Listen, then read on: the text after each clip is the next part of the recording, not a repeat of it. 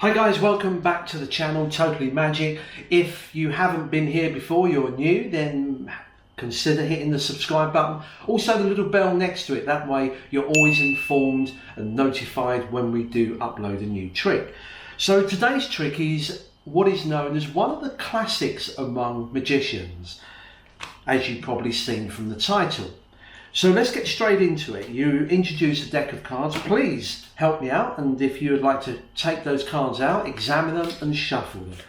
So the spectator will remove them, have a look at them, and they will give them a shuffle. So the spectator handles the cards. Are you happy with that shuffle? Yeah. What I'd like you to do is, can you slide out any three cards? It doesn't really matter where you take them from, but slide out any three cards. Okay, what I'd like you to do is, I'm going to get you to do some work. You see, out of all of these cards, I'm going to get you to write down the cards you chose. In fact, I'll just read them out to you. So you've got the 10 of diamonds, just write that along the top there. If I give you a pen, you just write that down on there. So the spectator will start to write these down as you call them out. So we've got the 10 of diamonds. You've also got the 2 of clubs. So they write the 2 of clubs. And the last one, oh, the 3 of clubs.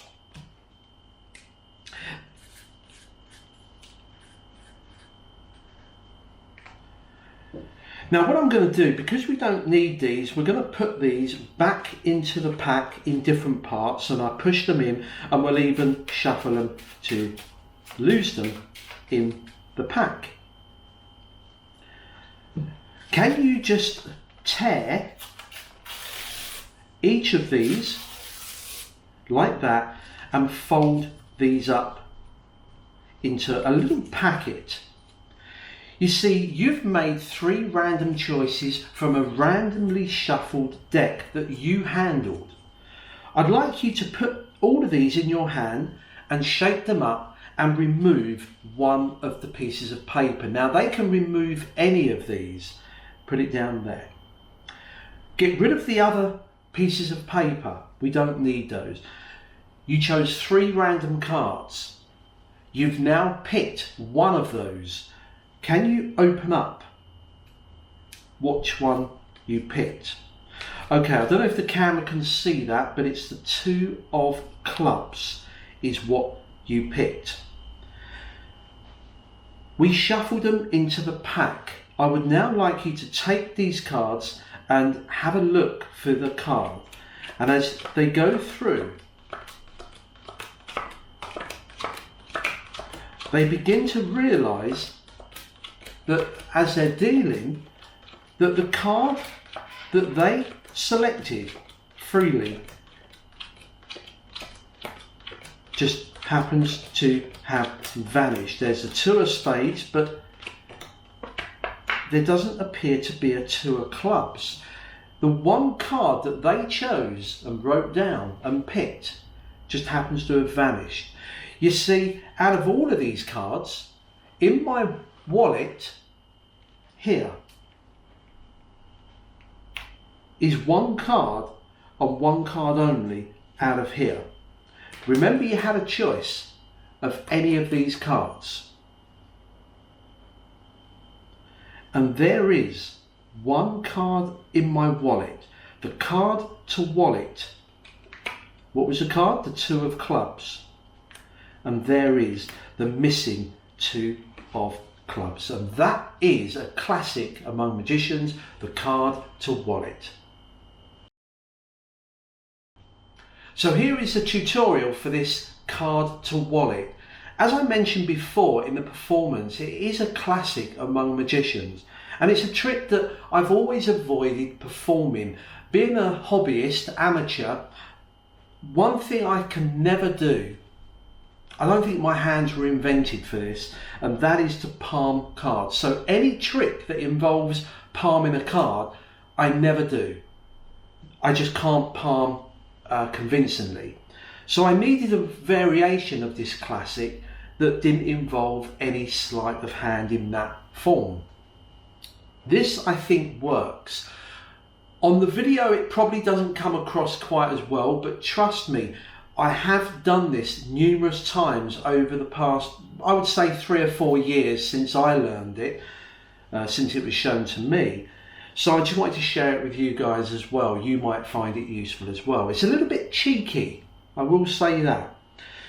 You need a wallet, regular cards, piece of paper, pen, that's it.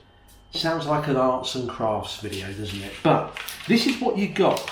On the piece of paper where they're going to write the 3 cards that they choose, and trust me, they get a free choice of any 3 cards. So any of you that think I forced the 3 cards, they do get an absolute free choice.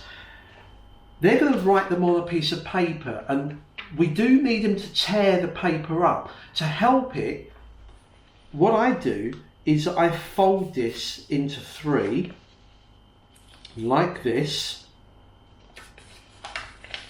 Just put creases in the paper. Now that does 2 things. One, it's going to make it easy for them to rip these into strips. Secondly, it kind of gives the spectator somewhere to write. They can see the 3 parts to this piece of paper. That's it. I guess you could use lined paper if you wanted. But there I've got a slip of paper I've cut out. There it is there, we're all done. And a Sharpie. So what happens? Well, the trick begins with you putting in a card. Let me say any card from the pack. Let's say this one, the 3 of clubs. And this goes into your wallet before you start.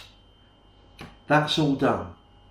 You then bring the cards out, the spectator gives them a shuffle, that's genuine, and they do pick any 3 cards from the pack.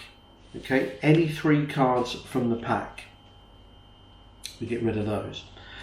Well, we don't get rid of them because we need them in a moment, so just put them to one side. So now we've got the 3 cards. Now, this is a sneaky thing. You introduce the piece of paper and you give these to the spectator. Now, he's going to be busy concentrating on one, writing them on here and handling the pen and everything else. So it gives them something to occupy themselves. So you give these, you say, look, I'm going to get you to write these down. The King of Clubs, just write that down. So you've got the King of Clubs, and they write this down. Now this is the sneaky part. So the King of Clubs. The 3 of Clubs.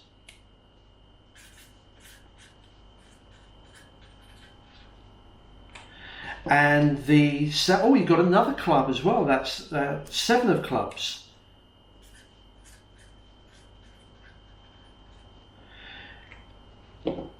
Did you all see what I did? It's that simple. The middle card I miscall. I said it was a 3 of Clubs. Actually, you couldn't care less what card it is. That is the whole basis of the trick. And I know it's so blatantly obvious now. And you think, I'm never going to get away with that. Trust me, this is what it looks like. When they're busy writing, I know I'm performing the part of the spectator and me, but think of it like this. You pick this up, and I do just, I don't show it. I just say, write this at the top here, on the top one. Now they may glimpse this, but you're not worried. You call it out, you say the King of Clubs. So let's do this as I performed it. You just write this on the top, King of Clubs, the 3 of Clubs, and the 7 of Clubs. Yeah, just put it down the bottom there. You've got another club. Can you see that the first and the third one, they do get a glimpse? Trust me, they will never notice that you didn't actually show them the face of the middle one. I love this. It's one of those tricks where you know you're actually fooling them. Once this is done, they've now named these. You say, we'll lose the cards back in the pack. And you reiterate the cards. You say, so the 3 cards are the King of Clubs, the 3 of Clubs, and the 7 of Clubs. Strange that you picked all clubs. Can you just tear these up? Now you can do this, or they can do it, and they will tear these up. 1, 2, and 3. Ask them to fold them up. Now, this is not an original idea. Many of you people that do the mentalism tricks will know this sneaky move.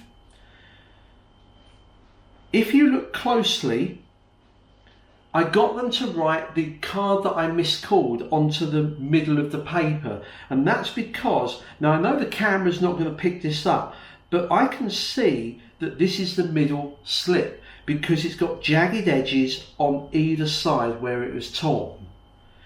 This one has got a nice straight edge on it and one torn edge. This one's got one torn edge and a straight edge. These are the two outer ones. So when they put them in their hand, it's a case of magician's force. Now, the one that I pulled out during the performance just happened to be the one that had the rips on either side, the tears on either side. So when they pulled that out, I would just say, keep hold of that, eliminate the other two. But what happens if they pull out one of the other ones? When they pull that out and drop it on the table, I can see this has got one tear edge and a straight edge. I then ask them to remove another one. Now when they remove that, what you're looking for is, does it have a straight edge or a jagged edge? Now this one has got a straight and a jagged.